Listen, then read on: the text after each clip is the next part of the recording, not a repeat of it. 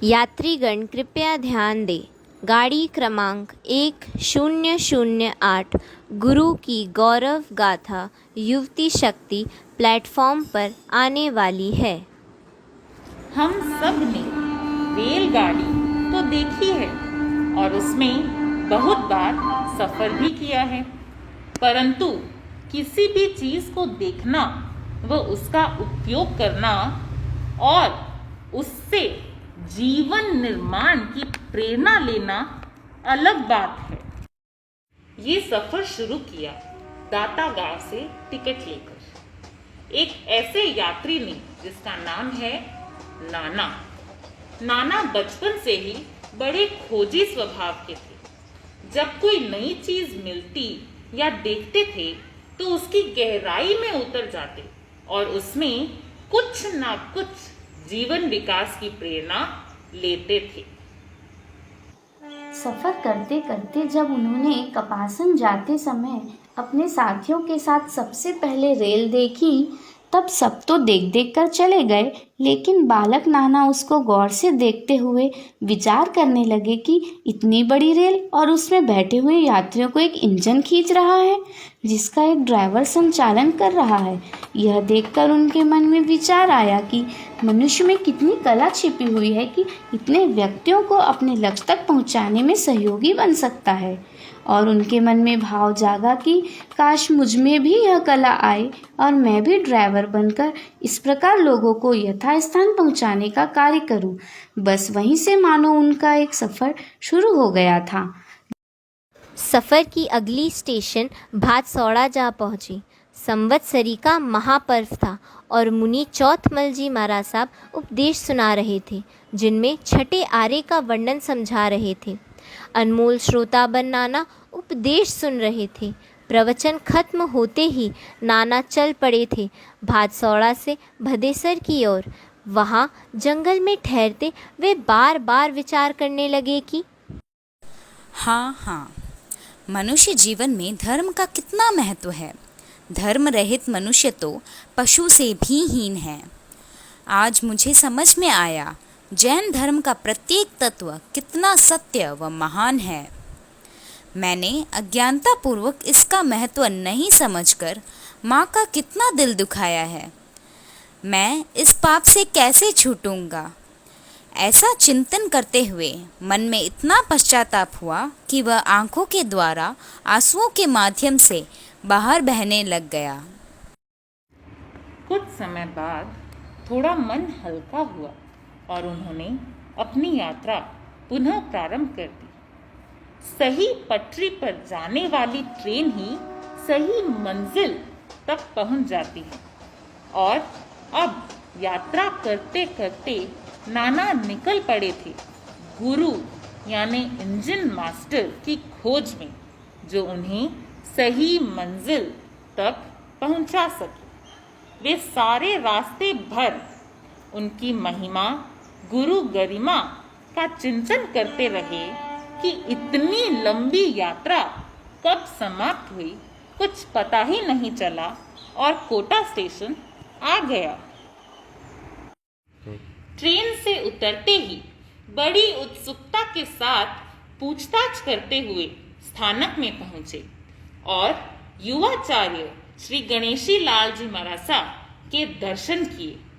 प्रथम दर्शन में ही इतने भाव विभोर हो गए और उनकी सौम्य मुद्रा, चेहरे का तेज, मंद मुस्कान ने तो इतना प्रभावित कर दिया कि वंदन करते हुए उनके चरणों में कहने लगे कि प्रभु, दास नाना लाल पोखरना दाता वाला आपकी शरण में आया हूँ।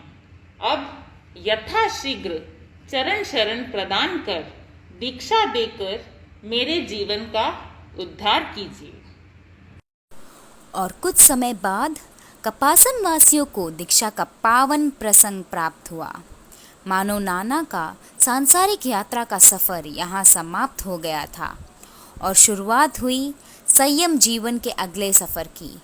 हुक्म संघ के 7वें आचार्य गणेश गुरु के शिष्य के रूप में। और फिर क्या, लग गए गुरु की सेवा में। सोचा अभी तो ट्रेन का डिब्बा बनकर ही रहना ठीक है। सफ़र पता नहीं कहाँ तक चलेगा, परंतु चलता रहा। ज्ञान, ध्यान, आगमों का ज्ञान आदि अनेक शास्त्रों का ज्ञान पाया। समय आया और गणेश गुरु ने उनकी प्रखर विद्या, शासन सेवा देखते हुए उन्हें हुकुम संघ के अष्टम आचार्य के रूप में संघ को सौंपा।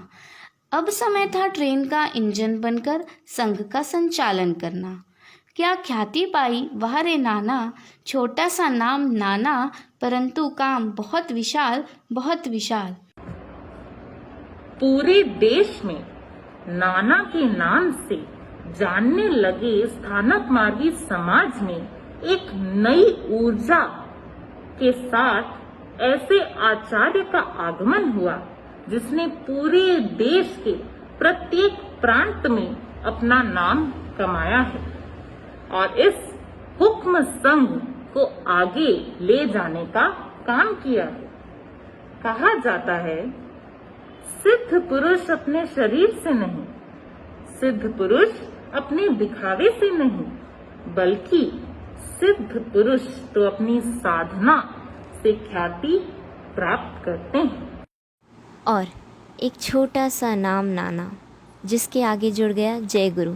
इस प्रकार जय गुरु नाना का मंत्र लाखों लाखों भक्तों के जहन में छा गया और अनेकों यात्रियों को सही मंजिल तक पहुंचाया। सफ़र में चलते चलते अखिल भारतीय साधु मार्गी संघ के नायक के रूप में आपने ख्याति पाई और संगठन को एक विशाल रूप दिया कि जिधर देखो उधर नाना का गुणगान होने लगा। समय बीता, संयम की यात्रा आपने हर पड़ाव पार करने लगी। अब अंतिम समय आ गया तो सोचा अब इस सफ़र का अंतिम समय भी दिखाई देने लगा है। कहाँ तक मैं इस ट्रेन को खींचूँगा, कब तक मैं इस एक इंजन बना रहूँगा। इस इंजन का संचालन मुझे किसी न किसी को सौंपना होगा। नाना के सामने अनेक विख्यात संत थे, कोई प्रवचन में निपुण, कोई लब्धि में निपुण, तो कोई अपने हाव भाव में निपुण, परंतु नाना को तो ज्ञान ध्यान में भी निपुण व्यक्ति चाहिए था।